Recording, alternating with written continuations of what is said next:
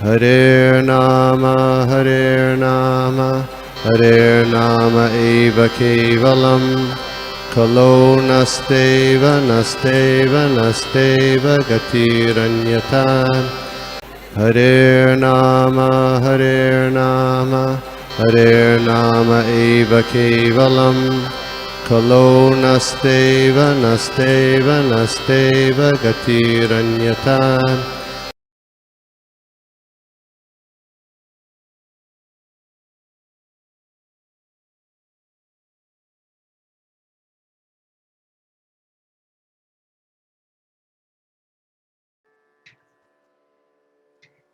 ओम नमो भगवते वासुदेवाय।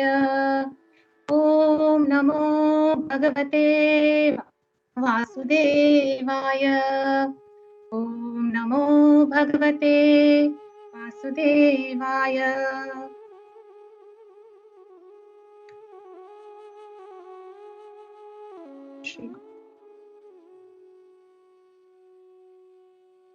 तो हरे कृष्णा, यहाँ उपस्थित सभी वैष्णवों को दंडवत प्रणाम और आपके ब्लेसिंग्स चाहती हूँ मैं, श्रीला प्रभुपाद के और मेरे गुरु महाराज के ब्लेसिंग्स चाहती हूँ और स्वयं भगवान कृष्ण के ब्लेसिंग्स चाहती हूँ।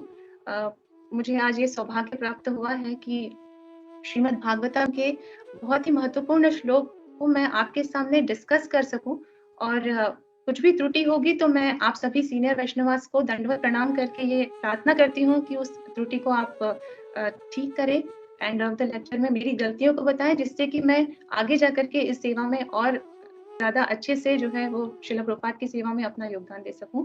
तो हरे कृष्णा, दंडवत प्रणाम। तो हमारा जो श्लोक आज मुझे सेवा के रूप में दिया गया है वो श्लोक है 1.18.7। जब हम इस चैप्टर को देखते हैं तो ये चैप्टर का जो नाम है वो है ब्राह्मण पुत्र के द्वारा महाराज परीक्षित को श्राप। अभी तक के मेरा आज का श्लोक है 7 नंबर का श्लोक। इससे पहले के श्लोक में हमने देखा है कि इसमें बहुत ही सुंदर तरीके से महाराज परीक्षित जो हैं उनका चरित्र चित्रण किया गया है।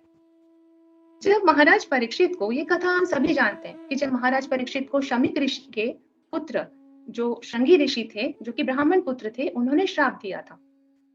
वो श्राप मिलने के बाद में जो महाराज परीक्षित थे उससे वो तनिक भी विचलित नहीं हुए। ये हम धीरे धीरे करके महाराज परीक्षित जो है उनके हम गुणों की तरफ प्रकाश डालेंगे। वो बिल्कुल भी उस चीज से विचलित नहीं हुए। और क्या हुआ कि उन्होंने उस श्राप को जो है एक तरीके से पश्चाताप के रूप में लिया। उनको ऐसा लगा कि मैंने जो अपराध किया है उस अपराध के फलस्वरूप मुझे ये सजा मिली। लेकिन उसका बहुत ही सुंदर तरीके से वर्णन यहाँ पे दिया गया है कि उस पश्चाताप को जो है उन्होंने कैसे अवसर के रूप में कन्वर्ट किया, कैसे उन्होंने कृष्ण की तरफ उस चीज को मोड़ा। तो ये चीज हम आगे देखेंगे। इसके साथ ही हमने पहले बहुत देखा है कि महाराज जो परीक्षित हैं उन्होंने कई परीक्षाएं दी। जैसे उत्तरा, अपनी माता उत्तरा के गर्भ में जब वो थे तो अश्वत्थामा के जो ब्रह्मास्त्र से उनकी रक्षा स्वयं भगवान ने की थी। तो ऐसे महाराज परीक्षित जो कि बहुत ही शुद्ध भक्त थे, जिन्होंने माता के गर्भ में ही भौतिक जगत में आने से पूर्व ही भगवान का जो है वो दर्शन प्राप्त किया था। तो इस प्रसंग में भी अगर हम उसको कनेक्ट करते हैं तो इस प्रसंग में भी महाराज परीक्षित जब उन्हें श्राप मिला था तो वो ये सोच सकते थे कि हे भगवान, हे ईश्वर, मेरी रक्षा कीजिए, परंतु उन्होंने उसको पश्चाताप के रूप में लिया और उस पश्चाताप के रूप में लेने पर उन्होंने भगवत की शरण लेने का, भगवान की शरण लेने की जो है उन्होंने सोची। और इसीलिए एक महान भक्त श्रील शुकदेव गोस्वामी जो है उनका गंगा तट पर आगमन हुआ और अपनी आसन्न मृत्यु के निकट जो महाराज परीक्षित थे उनको श्रील शुकदेव गोस्वामी ने जो है वो श्रीमद् भागवतम का श्रवण करवाया। तो इस तरीके से महाराज परीक्षित ने का ये चरित्र चित्रण जो है अभी तक हमने देखा। अब आज का हमारा श्लोक है 1.18.7। नानुद्वेष्टि कलिं सम्राट सारंग इव सारभूक् कुशलान्याशु सिद्ध्यन्ति नेतराणि कृतानि यत्। अनुवाद श्रीला प्रभुपाद जी के द्वारा। महाराज परीक्षित मधुमक्खियों की तरह यथार्थवादी थे जो केवल पुष्प के सार को ग्रहण करते हैं। वे यह भलीभांति जानते थे कि इस कलियुग में कल्याणकारी वस्तुएं तुरंत ही अपना शुभ प्रभाव डालती है, जबकि अशुभ अशुभ कर्मों को वास्तविक रूप से संपन्न करना पड़ता है जिससे प्रभाव जमा सके। अतएव उन्होंने कभी भी कली से ईर्ष्या नहीं की। ये हमारा आज का श्लोक है। तो यहाँ पर जब हम देखते हैं कि जो महाराज परीक्षित है, अनुवाद में जैसे बताया गया है कि महाराज परीक्षित जो है उनकी तुलना मधुमक्खियों से की गई है। मधुमक्खियां किस तरह से होती हैं? जब वो फूलों पर बैठती हैं तो वो उसका नेक्टर या जो सार या रस है उस सार को जो है वो ग्रहण करती है। ठीक उसी तरीके से यहाँ पर जो महाराज परीक्षित है वो पहले से जानते थे, चूंकि शुद्ध भक्त होने के कारण वो पहले से ये चीज जानते थे कि भगवत कृपा से कली का आगमन तो हो गया है, और वो ये भी जानते थे कि कली जो है वो बहुत ही कल्मश युक्त और बहुत ही बुराइयों से भरा हुआ है।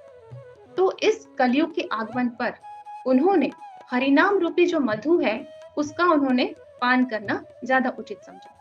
इस तरीके से उनका जो कंपैरिजन है, उनकी जो तुलना है वो मधुमक्खियों से की गई, और हरिनाम की तुलना जो है वो उस मधु से की गई जिसका पान महाराज परीक्षित ने जो है वो करना चाहा, जिसके कारण जब वो हरिनाम का पान करेंगे तो उससे वो भव सागर से जो है, इस भव बंधन से जो है वो पार हो सकते हैं, जो कि इस कलयुग के कलमश से दूर होने के लिए बहुत जरूरी है। तो जब हम परपट में जाते हैं तो श्रील प्रभुपाद ने जो है इसको बहुत ही सुंदर तरीके से व्याख्या की है इस श्लोक की, और जब हम इसको चरणबद्ध रूप से देखते हैं, एक सीक्वेंस में देखते हैं, तो उसमें हमने बहुत सारे कुछ पॉइंट्स जो है उसको उन्होंने डिस्क्राइब किया है। तो सबसे पहला पॉइंट प्रभुपाद ने जो है बताया है वो है कलयुग की महत्ता। कैसे बताया है? कृते यध्यायतो विष्णु त्रेतायाम यजतो मखैः द्वापरे परिचर्यायाम कलौ तदुरी कीर्तना। श्रीमद् भागवतम 12.3.52। जो फल सतयुग में विष्णु का ध्यान करने से, त्रेता युग में यज्ञ करने से तथा द्वापर युग में भगवान के चरण कमलों की सेवा करने से प्राप्त होता है, वही कलयुग में केवल हरे कृष्ण महामंत्र का कीर्तन करने से प्राप्त होता है। तो हम धीरे धीरे, अभी पहला पॉइंट हमारा है कलयुग की महत्ता को देखना, जिसमें पहली चीज कलयुग की महत्ता में हम देखेंगे हरिनाम का महत्व। तो इस श्लोक से जैसे हमें पता चलता है कि सतयुग के समय क्या था, सभी और बहुत ही अनुकूल परिस्थितियां थी। मनुष्य की जो आयु थी, सामान्य आयु लगभग 1 लाख वर्ष हुआ करती थी, जिसमें से करीब बहुत ही कठिन तप करके, हजारों वर्षों के कठिन तप के पश्चात जो है वो एक भक्त कृष्ण भावनामृत या शुद्ध कृष्ण भावनामृत को पा सकता था। धीरे धीरे समय बढ़ता गया, और जब सतयुग से जो है वही चीज त्रेता युग में आई, तो त्रेता युग में मनुष्य की आयु कम हो गई, और वो आयु 1 लाख से कम होकर के 10,000 वर्ष तक आ गई। अब उस मनुष्य के लिए कठिन तप हजारों वर्ष का करना संभव नहीं था, तो धीरे धीरे वही तप जो है उसका स्थान यज्ञ ने लिया, और यज्ञ की संस्तुति हुई। तो मनुष्य ने यज्ञ के द्वारा जो है वो भगवान को प्रसन्न करने का उपाय सोचा, और उसी की संस्तुति जो है वो शास्त्रों में की गई। तो त्रेता युग में यज्ञ का महत्व है। जब त्रेता युग खत्म हुआ और द्वापर युग का आगमन हुआ, तो यही 10,000 वर्ष से आयु घट करके मनुष्य की आयु 1,000 वर्ष हो गई। अब और भी सरल विधि अर्चा विग्रह या फिर भगवान के चरण कमलों की सेवा की विधि जो है उसकी संस्तुति की गई। फिर जब धीरे धीरे जो द्वापर युग है वो खत्म होकर कलियुग आया, तो मनुष्य की आयु और क्षीण हो गई, और वो 1,000 वर्ष से कम होकर के 100 वर्ष, या अभी हम देखते हैं कि उससे भी कम है। तो मनुष्य के लिए बहुत ही कठिन हुआ कि तप, हजारों वर्ष का तप कर सके, या फिर वो यज्ञ कर सके, या फिर वो शास्त्रिक विधि से अर्चा विग्रह की सेवा या भगवान के चरण कमलों की सेवा कर सके। तो इसीलिए भगवान ने क्या किया कि सारी अनुकूल, और साथ साथ एक और बात ये है कलयुग में कि यहाँ पर आयु तो घटी ही घटी, साथ ही साथ मनुष्य की जो बुद्धि है वो भी क्षीण हो गई, और सभी और प्रतिकूल परिस्थितियां जो है वो निर्मित हुई। हम देखते हैं श्रीमद् भागवतम 1.1.10 में, प्रायेण अल्पायुषः सभ्य कलो अस्मिन् युगे जनाः मंदाः सुमंदमतयो मंदभाग्या ही उपद्रुता। हे विद्वान, कली के इस लोह युग में लोगों की आयु न्यून है, वे झगड़ालू हैं, आलसी हैं, पथभ्रष्ट हैं, अभागे होते हैं, और साथ ही साथ सदा विचलित रहते हैं। तो इस तरीके की सभी तरीके की प्रतिकूल परिस्थितियां हम इस श्लोक के माध्यम से देखते हैं कि यहाँ पर मनुष्य बहुत विचलित स्थिति में रहता है, उसका मानसिक रूप से वो बहुत ही विचलित स्थिति में रहता है। आसपास का जो एसोसिएशन होता है उसका, वो भी काफ़ी उसको पथभ्रष्ट करने के लिए होता है। तो ऐसी विपरीत परिस्थितियों में जो उपरोक्त हमने युगास के जितने भी विधियाँ बताई थी भगवान को प्रसन्न करने की, जैसे यज्ञ है, तप है या अर्चा विग्रह की सेवा है शास्त्रिक विधि से, तो वो पॉसिबल नहीं था। तब भगवान ने बहुत ही सुंदर तरीके से और बहुत ही करुणावश और उदारता के साथ जो है वो हरिनाम की संस्तुति की, कि मनुष्य हरिनाम करके हरे कृष्ण कृष्ण कृष्ण हरे हरे, हरे राम राम राम हरे हरे, ये महामंत्र का जप करके और भगवान को प्रसन्न करने के लिए इस हरिनाम की संस्तुति की गई। इस विधि के बाद में जो है हमें भगवान की उदारता पता चलती है। तो अब हमने जो कलयुग के जब हम महत्व को देख रहे हैं, उसमें हमने पहला पॉइंट देखा था कि हरिनाम का महत्व, जिससे हम कलयुग के कलमश से जो है वो, कलयुग के प्रभाव से जो है वो हम दूर रह सकते हैं। यही प्रभुपाद ने दूसरी चीज एक और महत्वपूर्ण बात बताई थी इसमें, कि जो कि पूर्व जितने भी युगास थे, सतयुग हो, त्रेता युग हो या द्वापर युग हो, तो उसमें सारी परिस्थितियां जो थी वो बहुत ही अनुकूल परिस्थितियां थी। कोई भी व्यक्ति जो है उसको बहुत ही आसपास जो है वो उसको भक्ति करने के लिए या भगवान की शरण ग्रहण करने के लिए हमेशा जो है वो अनुकूल परिस्थितियां मिलती थी। लेकिन साथ ही साथ एक और चीज यहाँ पे जुड़ती है कि अगर इन अनुकूल परिस्थितियों के बीच में वो मानसिक रूप से भी किसी गलत काम के बारे में चिंतन करता है, कोई बुराई उसके मन में आती है, कोई द्वेष आता है, तो वो मानसिक चिंतन से भी जो है वो दोष का भागी होता था। ये प्रभुपाद ने यहाँ पे बताया। सारी अनुकूल परिस्थितियां होने के बाद अगर आप मानसिक रूप से भी किसी गलत आदत को या किसी गलत चीज को आप अपने अंदर लाते हैं, तो वो सोचने भर से जो है वो आपको उसका फल भोगना पड़ता है। परंतु कलयुग में क्या हुआ? कलयुग में जो है वो सभी तरीके की प्रतिकूल परिस्थितियां यहाँ पर निर्मित हुई। प्रतिकूल परिस्थितियां जैसे हमने प्रायण अल्पायुष्य में देखा था। तो इन प्रतिकूल परिस्थितियों में, जैसे कि आज के ज़माने में हम लोग देखते हैं कि जो टीवी है, विज्ञापन है, न्यूज़ चैनल्स में भी हम देखते हैं कि सिनेमा है या फिर हीरोइन की जो नग्न तस्वीरें हैं या फिर शराब खाना है, जुआ घर है, वेश्यालय है, ये सारी चीज़ें जो है किसी भी व्यक्ति को अ, गलत चीज़ की तरफ आकर्षित करती है और उसको मलिनता की तरफ या उसके चरित्र को जो है वो हीनता की तरफ लेके जाती है। और व्यक्ति के लिए आसपास जब सभी दूर यही माहौल है, तो उसका पथभ्रष्ट होने का जो रास्ता है वो उसको काफ़ी आकर्षित लगता है, तो वो उधर ही जाता है। तो ऐसी स्थिति में इन सारी प्रतिकूल परिस्थितियों के बीच में जो हमको शुद्ध भक्तों का संग है वो बहुत ही ज़्यादा दुर्लभ होता है और हरिनाम का संग भी बहुत दुर्लभ होता है। तो ऐसी परिस्थिति में कलयुग में जो क्या दिया गया है, जैसे हमने बोला पहले मानसिक चिंतन से हमें दोषारोपण होता था, यहाँ कलयुग में ये कहा गया है कि अगर आप उसका चिंतन करते हैं तो ठीक है, आसपास प्रतिकूल परिस्थितियां हैं, लेकिन जब तक आप उसको यथार्थ रूप में नहीं लाते हैं, तब तक आप उस दोष के भागी नहीं होंगे। ऐसा प्रभुपाद ने पर्पट में बताया। इसका उदाहरण हम एक तरीके से देख सकते हैं कि जैसे एक सामान्य व्यक्ति है, एक सामान्य जीवन जी रहा है, जिसमें वो अपने गृहस्थ जीवन की सारी जिम्मेदारियां निभा रहा है, गुरु और गुरु की सेवा में, गुरुजनों की सेवा में, साथ ही साथ भक्ति में लगा हुआ है। अपने जितने भी उसके जो नियम हैं, उन शास्त्रीय नियमों का पालन कर रहा है। तो ये एक सामान्य प्रक्रिया है और एक सामान्य तरीके से वो जीवन जी रहा है। मतलब उसके आसपास सारी अनुकूल परिस्थितियां निर्मित है। इस सारे नियमों का भी साथ में वो पालन कर रहा है। वहीं दूसरी ओर हम क्या देखते हैं कि एक कैदी है जो कि एक जेल में बंद है और उसके आसपास जो दूसरे कैदी हैं वो सारे आपराधिक प्रवृत्ति के लोग हैं। और वो आपराधिक प्रवृत्ति कैसी है? कोई किसी की मृत्यु का कारण बना है, इस कारण सजा भोग रहा है, किसी ने किसी का कोई सामान चुराया है या फिर किसी ने किसी के साथ कुछ बुरा व्यवहार किया है। जो भी आपराधिक प्रवृत्तियां आसपास के लोगों में, आसपास के कैदियों में थी, वो मुख्य कैदी जो है वो उन सारे कैदियों को उन सारी आपराधिक प्रवृत्तियों के बीच में रह करके उनको उसको उन लोगों का एसोसिएशन मिल रहा है। और ऐसी स्थिति में जो है उसके लिए और आगे गलत रास्ते पर जाना जो है वो संभव है, क्योंकि आसपास उसको माहौल उसी तरीके का मिल रहा है। तो इस स्थिति में भी अगर वो कैदी अच्छा आचरण करता है, जेल के नियमों का पालन करता है, तो ऐसी स्थिति में क्या होता है? उसको प्रशंसा मिलती है या फिर वो हो सकता है कि वो कैदी जो है वो उसकी सजा कम हो जाए या उसे पुरस्कार मिले, किसी न किसी तरीके का जो है उसको लाभ प्राप्त होता है। क्यों? क्योंकि आसपास माहौल बहुत गलत है और उसके बीच में, उन प्रतिकूल परिस्थितियों के बीच में वो कैदी जो है वो बहुत ही अच्छा आचरण कर रहा है, बहुत ही अच्छे तरीके से रह रहा है, तो उसको पुरस्कार मिलता है। तो यही कंपैरिजन हम देख सकते हैं, जैसे पुराने युगास थे, सतयुग है, जो त्रेता युग है और द्वापर युग है, उसमें अनुकूल परिस्थितियां हैं, लेकिन कलयुग में जो है वो क्या है, सारी प्रतिकूल परिस्थितियां। तो इस तरीके से हमने कंपैरिजन देखा और कलयुग की महत्ता को देखा। अब हमारा तीसरा पॉइंट, पहले हमने देखा हरिनाम का महत्व कलयुग में, दूसरे में हमने देखा कि दोषारोपण कैसे होता था पुराने युगास में, कैसे हमें दोष मिलता था या सजा मिलती थी, और कैसे कलयुग में होता था।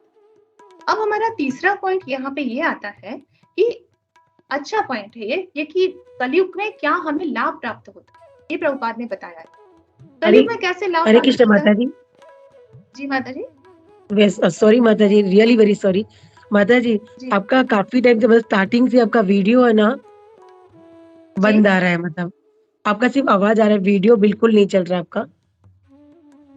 माता अगर जी, मेरा पॉसिबल हो वीडियो तो मुझे दिखाई कब दे रहा से है माता स्टॉप जी। है, मतलब चालू ही नहीं आपका वीडियो।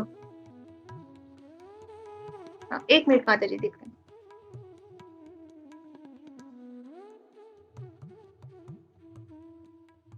आवाज सुनाई दे रही है माता जी? जी माता जी, मेरा वीडियो वीडियो कब से ऑन है, बंद है? वीडियो तो ऑन है माता जी मेरा। पता नहीं ऐसे स्टॉप हो, मतलब आप दिख रहे हो लेकिन वो स्टॉप है, मतलब अभी आया क्या माता जी? नो माता जी, नो प्रॉब्लम माता जी, अगर पॉसिबल हो तो देखिए आप। हरे कृष्ण माता जी। जी जी, हरे कृष्ण।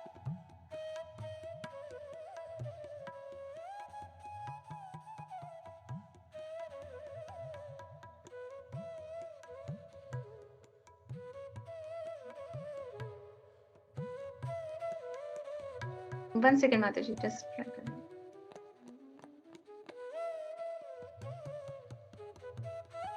हरे कृष्ण माता जी, मैं दिखाई दे रही हूँ? नो माता जी, अब जी आप। हरे कृष्णा माता जी। जी जी प्रभु जी। आई थिंक रेंज का प्रॉब्लम है माता जी, आपका नेटवर्क सही नहीं हाँ, मिल रहा है, इसके लिए शायद तो वीडियो ना दिख नहीं रहा है। प्रभु ट्राई तो मैं कर रही थी, लेकिन ठीक है प्रभु, मैं कंटिन्यू कर सकती हूँ क्या? जी माता जी हरे चलेगा, कृष्णा। नो प्रॉब्लम माता जी, आप कंटिन्यू कीजिए, नो प्रॉब्लम माता जी। हरे कृष्णा। ओके, हरे कृष्णा। तो हमने अभी तक देखा कि कलयुग की महत्ता है, जिसमें हमने पहला पॉइंट देखा था हरिनाम का महत्व। दूसरा पॉइंट हमने यहाँ पे ये देखा था कि मानसिक रूप से जो हमें दोष मिलता है, किस तरीके से मानसिक चिंतन करने से जो है वो, हम पुराने युगास में दोष के भागी होते थे, लेकिन कलयुग में जो है वो ऐसा नहीं होता, जब तक हम उसे यथार्थ रूप में ना करें। अब यहीं पर प्रभुपाद हमें बताते हैं कि अगर हम कलयुग में कुछ मन से अच्छी बात भी सोचते हैं, कैसे अच्छी बात होगी? वो ये होगी कि जैसे मैं भगवान की सेवा में लगना चाहता हूँ, या मैं मंदिर बनवाना चाहता हूँ, या मैं प्रसाद बनाऊं, या मैं ग्रंथ पढ़ना चाहते हैं। तो इस तरीके से मानसिक रूप से भी अगर हम इच्छा करते हैं भगवान की सेवा के लिए या भगवत प्राप्ति के लिए, तो उसका भी हमें लाभ मिलता है। वो लाभ कैसे है? उससे हमारा अंतःकरण जो है वो शुद्ध होता है। तो प्रभुपाद बताते हैं कि वेदों में कहा गया है कि भगवत लीला श्रवण से, कलयुग के प्रभावों से हम दूर रह सकते हैं। श्रीमद् भागवतम के नियमित पठन से, श्रवण से भगवान तुरंत ही हमारे हृदय में जो है वो स्थापित हो जाते हैं। कैसे? तेषामेवानुकंपार्थम अहम अज्ञानजं तमः नाशयाम्यात्मा भावस्थो ज्ञान दीपेन भास्वता। मैं भक्त के हृदय में स्थापित हो करके अज्ञान रूपी अंधकार को दूर करता हूँ और ज्ञान रूपी प्रकाश को फैलाता हूँ। तो इस तरीके से कलयुग में ये सारी चीजों की संस्तुति की गई है कि अगर हम भगवान की शरण लेते हैं, अगर भगवान के ग्रंथों का नियमित पाठ करते हैं, अगर हम भगवान की सेवा में लगते हैं, भगवान के लिए कुछ भी करने के लिए करते हैं, तो ये चीज से हमारे हृदय की शुद्धि होती है, और हृदय की शुद्धि होने के कारण भगवान तुरंत ही उस भक्त के हृदय में जो है वो वास करने लगते हैं। कुंती महारानी भी यही कहती है, शृण्वन्ति गायन्ति गृह्णन्ति साधव। इस प्रकार भगवान की नित्य लीला का जब हम श्रवण या पठन करते हैं, तो हम कलयुग के प्रभाव से बच सकते हैं और भवसागर से जो है वो हम पार हो सकते हैं। तो ये हमने देखा कि अभी तक कलयुग का क्या क्या महत्व है। जिससे कि उसके प्रभाव से हम बच सकते हैं। ये एक तरीके से हमें पुरस्कार के रूप में प्राप्त हुआ है भगवान की तरफ से। अब प्रभुपाद ने आगे हमें बताया कि शुद्ध भक्त के क्या गुण होते हैं, इस पॉइंट में बताया है, और साथ ही साथ शुद्ध भक्तों के संग का क्या महत्व होता है, इस बारे में उन्होंने बताया। जो जैसे कि हम देखते हैं कि जो परीक्षित महाराज थे, वो जानते थे कि कलयुग का आगमन हुआ भगवत इच्छा से हुआ, तो इसलिए वो ऐसा मार्ग जानना चाह रहे थे कि कम से कम समय में कैसे वो भगवान की शरण ग्रहण कर सके, तब जबकि उनकी आसन्न मृत्यु जो है वो निकट थी, 7 दिनों के पश्चात उनकी मृत्यु होने वाली थी। तो कैसे वो भवसागर से जो है वो मुक्ति पा सकते हैं। हमने पहले देखा है कि परीक्षित महाराज जो है, परीक्षित वर्ड का जो मतलब होता है वो क्या होता है, परीक्षा करने वाला। जब माता उत्तरा के गर्भ में जो है परीक्षित महाराज ने जो है वो परीक्षा दी थी अश्वत्थामा के ब्रह्मास्त्र से, लेकिन भगवान ने उनकी रक्षा की थी और उसी वक्त उन्होंने क्या किया था, भगवत दर्शन प्राप्त किया था। तो परीक्षित महाराज बहुत ही शुद्ध भक्त थे, क्योंकि उन्होंने भौतिक जगत में आगमन के पहले ही जो है वो भगवत दर्शन कर लिया था। और वो इतनी उत्कंठा थी उनके अंदर, क्योंकि उन्होंने उस अनुपम रूप का जो है वो दर्शन किया था कि जब वो इस भौतिक जगत में आए तो वो चारों ओर यही देख रहे थे, वो यही ढूंढ रहे थे कि कहीं ये वही अनुपम रूप तो नहीं है। हर किसी व्यक्ति को जब वो देखते थे तो उनके अंदर उस चीज की उत्कंठा इतनी ज्यादा थी, इतने ज्यादा वो आकर्षित थे उस रूप के लिए, इतने मोहित थे कि कहीं ये व्यक्ति जो है उसके अंदर ये मोहक रूप वही तो नहीं है जिन्होंने मेरी रक्षा की थी। तो इसलिए जब उनको ये पता चला कि 7 दिनों के पश्चात मेरी मृत्यु होगी, तो वो उस मृत्यु भय से विचलित नहीं हुए, जो कि कलयुग का एक गुण है। हमने प्रायण अल्पायुष्य में देखा था कि व्यक्ति जो है वो कलयुग के जो मनुष्य होंगे वो बहुत ही विचलित अवस्था में रहेंगे। तो जो महाराज परीक्षित थे वो उस मृत्यु के भय से जो है वो विचलित नहीं हुए, बल्कि उनके अंदर वो उत्कंठा और ज्यादा बढ़ गई। वो उत्कंठा किस तरीके की, वो जो मोहित रूप को उन्होंने दर्शन किया था उसके आकर्षण के लिए, उसके दर्शन करने के लिए जो है उनके अंदर उत्कंठा बढ़ी और उन्होंने उसी का जो है आगे उपाय सोचने के खोजना शुरू किया, जो कि हम आगे जो श्लोकास आएंगे उसके अंदर हम देखेंगे। तो ये एक शुद्ध भक्त का गुण होता है कि चाहे जैसी परिस्थिति हो, लेकिन वो भगवान को कभी नहीं छोड़ता और भगवान की शरण ग्रहण करने के लिए हमेशा तत्पर रहता है। ये परीक्षित महाराज का एक गुण था। यहाँ पे प्रभुपाद बताते हैं कि जो महाराज परीक्षित थे वो बहुत ही विद्वान थे और बहुत ही अनुभवी राजा थे। किस कारण से कि कली से जो उन्होंने इतना सब होने के बावजूद भी उन्होंने क्या हुआ कि कली से कभी ईर्ष्या या द्वेष नहीं किया, और जो कि भिन्न है किससे, एक सामान्य पुरुष से। हम देखते हैं कि कलयुग के जितने मनुष्य हैं, बहुत ही हमने प्रायण अल्पायुष्य में देखा भी है, तो वो दूसरों में हमेशा बुराई देखने की कोशिश करते हैं। निंदा रस उनके लिए सबसे उत्तम रस होता है, झगड़ालू होते हैं, आलसी होते हैं, सभी तरीके के जो अवगुण हमने देखे। तो हर तरीके की जो प्रतिकूल परिस्थिति है तो मनुष्य जो है उससे विचलित होता है, लेकिन यहाँ महाराज परीक्षित जो है वो अपनी मृत्यु के भय से भी विचलित नहीं हुए, कलयुग के प्रभाव से भी वो विचलित नहीं हुए। तो ये उनका जो है एक बहुत बढ़िया गुण है।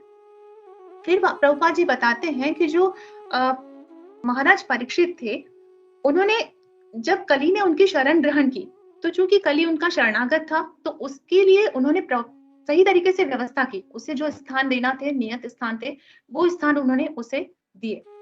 साथ ही साथ उन्होंने क्या किया, कली के जो दुष्प्रभाव है उनका भी उन्होंने लाभ उठा लिया। इसकी उन्होंने श्रीमद् भागवतम का पठन किया, हरिनाम की शरण ली, तो और साथ ही साथ हमारे लिए भी उन्होंने उनकी प्रार्थना से ही श्रील शुकदेव गोस्वामी ने उन्हें श्रीमद् भागवतम का पाठ करवाया, और वो पाठ होने के कारण आज हम लोग भी श्रीमद् भागवतम को पढ़ पा रहे हैं इस कली के कलमश युक्त युग में, और साथ ही साथ हम उसका लाभ उठा रहे हैं। तो उन्होंने अपना फायदा किया, कली को भी स्थान दिया, शरण दी, और साथ ही साथ हमें जो है वो श्रीमद् भागवतम का पाठ करने के लिए जो है उन्होंने आशीर्वाद प्रदान किया। तो श्रील प्रभुपाद यहाँ पे उनके लिए बताते हैं कि वो बहुत ही विद्वान थे और बहुत ही बुद्धिमान थे कि किस तरीके से कली के प्रभावों को जो है वो नष्ट किया जा सके। ये हमने महाराज परीक्षित के गुण देखे, लेकिन हमने एक पॉइंट यहाँ ये भी लिया था कि शुद्ध भक्त के संग का क्या महत्व होता है, ये भी प्रभुपाद ने बताया। तो यहाँ पे साधु संग का महत्व दिया गया कि अगर बहुत थोड़े समय के लिए भी अगर हमें शुद्ध भक्त का जो है वो संग मिलता है और हम वो शुद्ध भक्त की विनीत भाव से शरण ग्रहण करते हैं, तो हम भगवान की प्राप्ति जो है वो कर सकते हैं। श्रीमद् भागवतम में ये श्लोक आता है 1.10.13 में, तुलयाम लवे नापि न स्वर्गम न पुनर्भवम भगवत संगी संगस्य मर्त्यानाम किम उताशिष। अनुवाद, भगवत भक्त के साथ क्षण भर की संगति के महत्व की तुलना न तो स्वर्गलोक की प्राप्ति से न भौतिक मुक्ति की प्राप्ति से की जाती है, तो फिर उन सांसारिक वरदानों के विषय में क्या कहा जाए जो भौतिक संपन्नता के रूप में होते हैं और मर्त्यों के लिए। तो यहाँ पर जो शुद्ध भक्त की संग है उसके बारे में बताया कि अगर क्षण भर के लिए भी हम शुद्ध भक्त की संगति करते हैं तो हमें स्वर्ग से भी उसकी तुलना, स्वर्ग के जो लाभ है या भौतिक सुख है उससे उनकी कोई तुलना नहीं की जा सकती। तो महाराज परीक्षित ने इसी तरह से विनीत भाव से श्रील शुकदेव गोस्वामी जो है उनके शरण ग्रहण की और उसके कारण ही उनकी आत्म साक्षात्कार का मार्ग जो है वो प्रशस्त हो पाया और भगवत प्राप्ति हो पाई। प्रभुपाद के एक लेक्चर में मैंने ये सुना था कि जो भगवत भक्त होते हैं ना वो भी बहुत ही ज्यादा उदार होते हैं। तो वो किसी भी, अगर कोई भक्त उनकी तरफ कदम बढ़ाते हैं तो वो उनकी आध्यात्मिक उन्नति के लिए बहुत ही तत्पर होते हैं। वो इतने ज्यादा कहना चाहिए दयालु होते हैं कि अगर कोई 2 कदम भी आगे बढ़ाएगा आध्यात्मिक उन्नति के लिए तो वो उसके लिए, उसकी उन्नति के लिए बहुत ही ज्यादा तत्पर होते हैं। तो वो ये एक अच्छे शुद्ध भक्त के संग जो है उसका महत्व दर्शाता है। तो इसी तरह से हम जब इस कलयुग में रह रहे हैं तो इस कलयुग में जो है वो श्रीला प्रभुपाद जी ने हम संघर्षरत लोगों को, ये कलयुग में जितने भी संघर्ष कर रहे हैं लोगों को करुणावश जो है वो अंतरराष्ट्रीय कृष्ण भावनामृत आंदोलन जो है उसका इसकी संस्थापना की है और हरे कृष्ण महामंत्र जो है वो हमें प्रदान किया है जिससे कि हम आसानी से जो है वो कृष्ण भावनामृत पा सके। और वो कृष्ण भावनामृत जो कि तीनों लोकों में जो है वो दुर्लभ है। हम ये देखते हैं कि श्री चैतन्य महाप्रभु ने इसका उदारता के साथ में, बहुत ही उदारता के साथ में वितरण किया है। तो श्रीला प्रभुपाद जी की भी ये इच्छा थी कि इस्कॉन के जो सदस्य हैं वो सारे सदस्य कृष्ण भावनामृत का अधिक से अधिक प्रचार कर सकें और ज्यादा से ज्यादा लोग जो हैं वो इस कलमश युक्त संसार से जो है बाहर निकल सके और शुद्ध बन सके। तो हमारा भी ये उत्तरदायित्व बनता है कि हमको जो है प्रभुपाद की शिक्षाओं को हम अपने जीवन में उतारें और साथ ही साथ यथाशक्ति जो है वो प्रचार कार्य में लगे जिससे कि प्रभुपाद का जो मिशन है उसको आगे बढ़ाने में हम योगदान दे सकें। तो इसी तरीके से जब हम इस पूरे श्लोक का जब समराइज्ड वे में देखते हैं तो यहाँ पे बहुत ही महत्वपूर्ण श्लोक है और जिसमें हमने प्रभुपाद ने जो बताया है, जिसको हमने देखा है कि हरिनाम की महत्ता बताई। सबसे पहले कलयुग का महत्व बताया जिसमें हरिनाम की महत्ता बताई कि कैसे हम कलयुग के प्रभाव से इससे बच सकते हैं। फिर दूसरी बात जो है वो क्या क्या लाभ है कलयुग में, कि आप किस तरीके से आपको पनिशमेंट मिलेगा, किस तरीके से आपको जो है वो कलयुग में किस चीज की संस्तुति की गई है। फिर श्रीमद् भागवतम के महत्व को बताया है, साथ ही साथ शुद्ध भक्त के गुण बताए हैं, शुद्ध भक्त के संग का महत्व बताया है और साथ ही साथ जो मेरी अंडरस्टैंडिंग है उसके हिसाब से मुझे ऐसा लगता है कि एक बहुत ही इम्पोर्टेंट चीज यहाँ पे महाराज परीक्षित से सीखने की है, वो ये है कि कैसे हम अपने जीवन, जब उन्हें पता चला तो कैसे आप अपने जीवन के अंत समय में उन्होंने अपने जो बचे हुए दिन थे उसको कैसे उन्होंने कृष्ण भावनामृत की तरफ मोड़ा है। जैसे ही उन्हें पता चला कि 7 दिनों का जब उनका समय बचा है तो उन्होंने अपना सारा राजपाट और जो भौतिक सुख सुविधाएं सब छोड़कर उसे अपने पुत्र जन्मेजय को दे करके और कैसे उन्होंने एक शुद्ध भक्त की शरण ग्रहण की, श्रीमद् भागवतम की शरण ग्रहण की और श्रीला जो भगवान है भगवान की शरण ग्रहण की और हमारे लिए श्रीमद् भागवतम जो है वो उन्होंने उपलब्ध करवाया। तो इस तरीके से उन्होंने डिटैचमेंट जिसको बोलते हैं वो डिटैचमेंट को बताया है कि आपको किस तरीके से किस समय जो है आपको कैसे भगवान की शरण को ग्रहण करना है, ये एक बुद्धिमत्ता के साथ उन्होंने जो है हमारे सामने बताया है। तो इसी तरीके से मैं अपनी वाणी को यहाँ पे विराम देती हूँ और कुछ भी त्रुटि हुई है तो मैं आपसे क्षमा प्रार्थी हूँ और कोई टिप्पणी या कोई कमेंट है जिससे कि मैं अपनी आगे की सेवा में सुधार कर सकूं तो प्लीज मुझे बताइए। हरे कृष्णा, धन्यवाद। हरे कृष्णा माता जी। सबसे पहले तो मैं आपको थैंक यू बोलूँ और बहुत बहुत बहुत बढ़िया क्लास था माता जी। आपने जो आखिर में ऑन नहीं हो रहा है, मुझे पता नहीं किया हुआ है, लेकिन वेरी नो सॉरी। प्रॉब्लम माता जी। आवाज आपका फ्लो और आपका आवाज़ ही बहुत इतना स्वीट है, इतना अच्छे से आप इतना मतलब बहुत कुछ सीखने मिला और मुझे ये बात से सिर्फ़ एक लाइव एग्ज़ाम्पल हम ब बता सकते हैं हिज होलीनेस कदम कानन स्वामी महाराज जी का। मैंने उनकी एक डिसाइपल से जब बात की थी महाराज का पता चला था तो उन्होंने यही एग्ज़ाम्पल दिया था कि जैसे परीक्षित महाराज ने 7 दिन का टाइम मिला था, तो बोला कि मुझे भी अभी मेरा जितना भी टाइम है जब महाराज को डॉक्टर ने बताया होगा, तो बोला मेरा जितना भी जो टाइम है, अब मुझे और भक्ति में आगे करना है, मुझे कोई ट्रीटमेंट का या जो भी है, वो नहीं करना है। तो जब आप ये बता रहे थे, तो मुझे हिज होलीनेस कदम कानन स्वामी महाराज जी याद आए and thank you so much माताजी। आपके अरे माताजी 2-5 मिनट आप दे सकते हैं ना माताजी? अगर किसी को कुछ पॉइंट्स ऐड करने हो या जी, कुछ? जी, मैं कोशिश करूँगी माताजी अगर किसी का प्रश्न है तो ज़रूर कोशिश नहीं, नहीं, करूँगी, आई बाकी मीन सीनियर वैष्णव आप हरे कृष्ण। आपको क्ला आपके पास इतना जी, टाइम है मेरा ना मतलब 5-7 मिनट? जी, जी माताजी, जी माताजी। थैंक यू सो मच माताजी, थैंक यू। किसी को कुछ पॉइंट्स ऐड करने हो या जो हरे कृष्णा। हरे कृष्णा माता जी प्रणाम। बहुत अच्छा क्लास जी, आपने बहुत अच्छे से आपने एनालाइज किया माता जी इसको और बहुत अच्छे से जो प्रेजेंट किया तो काफी अच्छा लगा माता जी। और जी, बहुत सारे जो पॉइंट्स है जो प्रभुपाद जी के तात्पर्य में थे वो आपने बहुत अच्छे से आपने इसको सब सामने रखे माता जी। तो जैसे इस श्लोक में कहा गया है कि कैसे परीक्षित महाराज जो थे वो एक मधुमक्खी के समान थे, तो सिर्फ जो थे अच्छी बातें लिया करते थे। तो एक जो भक्त है भगवान का, कृष्ण का भक्त है, तो उसको भी एक वैष्णव है, उसको भी ऐसे ही होना चाहिए। हर चीज से उसको अच्छी चीजें लेनी चाहिए।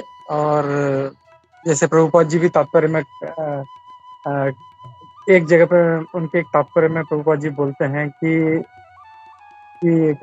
मतलब कहीं पे भी गंदगी में भी अगर सोना है तो उसको ले लेना चाहिए।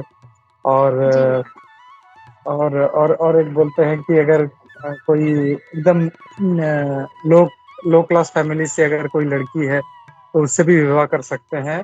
तो वैसे जो है मतलब प्रभुपाद काफी कुछ अच्छा बताते हैं। तो वैसे ही कि मतलब हमेशा भक्त को मतलब अच्छी चीजें जो है ग्रहण करनी चाहिए और बुरी चीजों को उसको छोड़ते जाना चाहिए। तो ये एक गुण जो है हम लोग महाराज परीक्षित से हम लोग सीखते हैं माता जी। यहाँ पे बहुत अच्छा सा इस श्लोक में उठ के दिखता है। तो थैंक यू माता जी, बहुत अच्छा लगा आपका जी, हरे प्रेजेंटेशन। तो कृष्णा। आप प्लीज आते रहिए। जी प्रभु, हरे कृष्णा। सब कुछ प्रभुपाद की मर्ज़ी से है और गुरु महाराज की कृपा से है। सो आप सभी वैष्णवास को मेरा दंडवत प्रणाम। थैंक यू माताजी, थैंक यू प्रभु जी, हरे कृष्णा। हरे कृष्णा माता जी, दंडवत प्रणाम। हरे कृष्ण प्रभु जी, दंडवत प्रणाम। या थैंक यू सो मच माता जी फॉर वंडरफुल क्लास माता जी। और जैसे कि आज जिससे बहुत सारे ऐसे श्लोक माता जी हम लोग ये सब याद रखते हैं, बट मतलब बहुत टाइम ये सब हम लोग फिर से नहीं बोलते। बट जरा सुपर मतलब आपने बहुत सारे श्लोक यहाँ पे कोट किए माता जी, जो हम पहले दामोदर देश में थे तभी हिज ग्रेस प्रभु जी से, हमारे शिक्षा गुरु तुलसी गोविंद प्रभु और प्रभु जी से, परमेश्वर प्रभु जी से हम लोग ये सीखते थे श्लोक वगैरह। बट आपने वो सब आज याद करा दिया माता जी। तो थैंक यू सो मच माता जी for that nice shlokas also you added in today's lecture माता जी। हरे प्रभु ये कृष्णा, सब कुछ थैंक यू सो मच माता जी। हमारे शिक्षा गुरु प्रभु जी परमेश्वर गौर प्रभु जी के कारण ही हुआ है। उन्होंने ही हमें ये श्लोक जो है वो याद करवाए। तो all credits goes to him प्रभु। हरे कृष्णा।